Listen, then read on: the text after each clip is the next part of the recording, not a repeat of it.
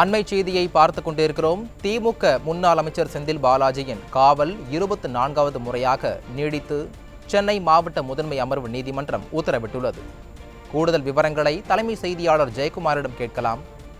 ஜெயக்குமார், வணக்கம். உங்களுடைய விவரங்கள்.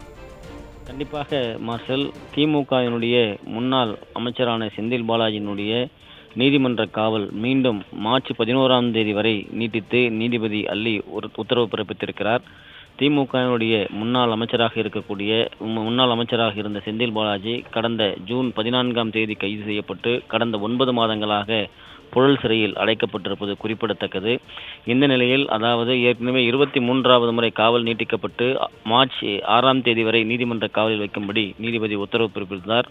அந்த நீதிமன்ற காவல் நிறைவடைந்த நிலையில் இன்றைக்கு மீண்டும் விசாரணைக்கு வந்தபொழுது 24வது முறையாக அவரது காவல் நீட்டிக்கப்பட்டிருக்கிறது. மார்ச் 11ஆம் தேதி வரை நீதிமன்ற காவலில் வைக்கும்படி நீதிபதி அல்லி அவர்கள் உத்தரவு பிறப்பித்திருக்கிறார்கள்.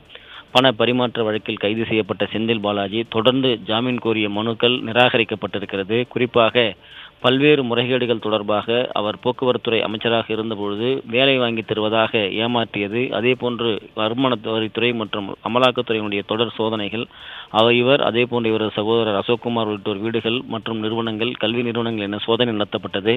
அங்கு திரட்டப்பட்ட ஆதாரங்களின் அடிப்படையில் அவர் குற்றம் சாட்டப்பட்டு அவருக்கு தண்டனை விதிக்கப்பட்டது.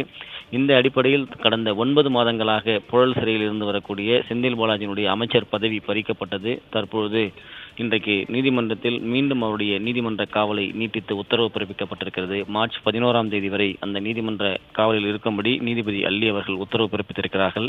எனவே 24வது முறையாக அவருடைய நீதிமன்ற காவல் நீட்டிக்கப்பட்டிருப்பது குறிப்பிடத்தக்கது. மார்ஷல், கூடுதல் விவரங்களை வழங்கியதற்கு நன்றி ஜெயக்குமார்.